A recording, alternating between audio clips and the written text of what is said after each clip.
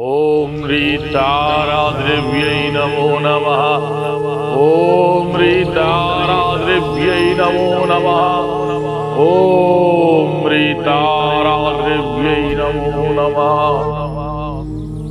গ্রহণ যোগ নিয়ে আজকে আমরা কথা বলবো। এই গ্রহণ যোগ নিয়ে জ্যোতিষ সিদ্ধান্তে বা জ্যোতিষ শাস্ত্রতে অনেকে অনেক কিছু বলে থাকে, অনেকে অনেক কিছু ধরনের আপনাদেরকে ভয় দেখিয়ে থাকে। গ্রহণ যোগটা অ্যাকচুয়ালি স্পেসিফিক কি, গ্রহণ যোগের ফলস্বরূপ কি হতে পারে, ইতিবাচক বা নেতিবাচক শক্তি গ্রহণ যোগের কি রয়েছে, সেই নিয়ে আজকে কথা বলবো। তবে কথা বলবার আগে প্রথমেই বলে রাখি, এখান থেকে যেই অনুষ্ঠানগুলো আপনারা দেখছেন, যে অনুষ্ঠানগুলো আপনারা শুনছেন, তার 100% শাস্ত্রসম্মতি ও তার প্রতিকার।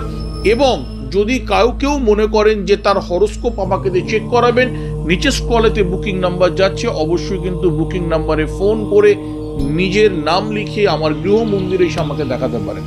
গ্রহণ যোগ নিয়ে, গ্রহণ যোগ কিভাবে তৈরি হয় বা কার দ্বারা তৈরি হয়, বিশেষভাবে চন্দ্র এবং রাহুর গ্রহণ যোগ।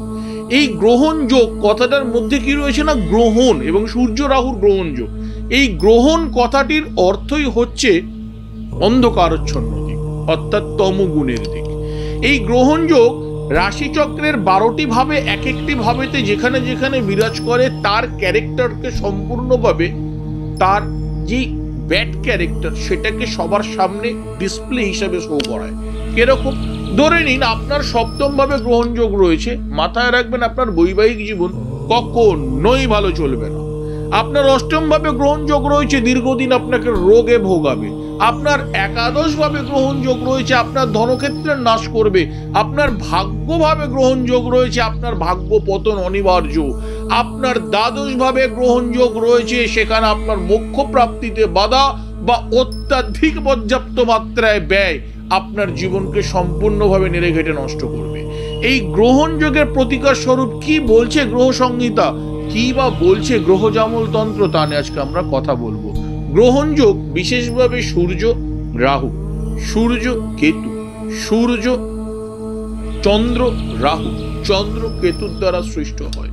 এই গ্রহণ যোগের প্রতিকার স্বরূপ আপনাকে যেটা করতে হবে সেটা হচ্ছে, যেই দুটি গ্রহের দ্বারা গ্রহণ যোগের সৃষ্টি হয়েছে, সেই দুটি গ্রহের যারা ইষ্ট দেবতা, আবার বলছি, গ্রহকে সন্তুষ্ট করা যায় না, গ্রহকে সন্তুষ্ট করতে গেলে গ্রহের ইষ্টকে সন্তুষ্ট করতে হবে।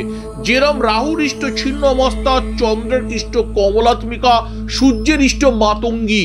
10 মহাবিদ্যার মধ্যে 3জন মহাবিদ্যাকে আপনাকে সঠিক উপাচারে তন্ত্রোক্ত বিধিতে পূজা, তন্ত্রোক্ত বিধিতে রাহুর বলিদান, তন্ত্রোক্ত বিধিতে কেতুর বলিদান, চন্দ্রের বলিদান এবং তাদের ইষ্ট দেবতার যে বলিদান, সেই বলিদান আপনাদেরকে নির্দিষ্ট সময়, নির্দিষ্ট তিথিতে, বিশেষভাবে শুক্লপক্ষের 8মী, শুক্লপক্ষের 9মী, শুক্লপক্ষের 5মী, কৃষ্ণপক্ষের 14দশী, অমাবস্যা এবং 8মী, 9মী, 5মী, তৃতীয়া, এই কটা তিথিতে কিন্তু আপনাদেরকে সমর্পণ করতে হবে।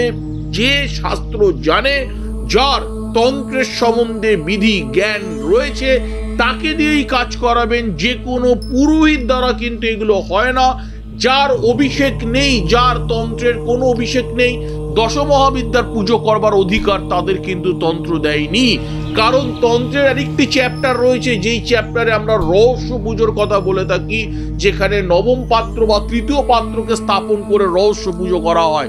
অর্থাৎ যাদের এর অধিকার নেই তারা কিন্তু এই পুজোগুলি করতে পারবেন না। এই পুজো করে নির্দিষ্ট বিধিতেই কিন্তু আপনাকে এই গ্রহণ যোগের খণ্ডন করতে হবে। তার ফলে কিন্তু আপনি আপনার যে কোনো প্রকারের নেতিবাচক শক্তির থেকে মুক্তি লাভ করবেন এবং ইতিবাচক শক্তি আপনার ভেতরে প্রবেশ করবে, আপনাকে সুখ সমৃদ্ধি সকল বাধার থেকে মুক্তি রাখবে। ভালো থাকুন। জয় শ্রী মহাকাল, জয় মা তারা।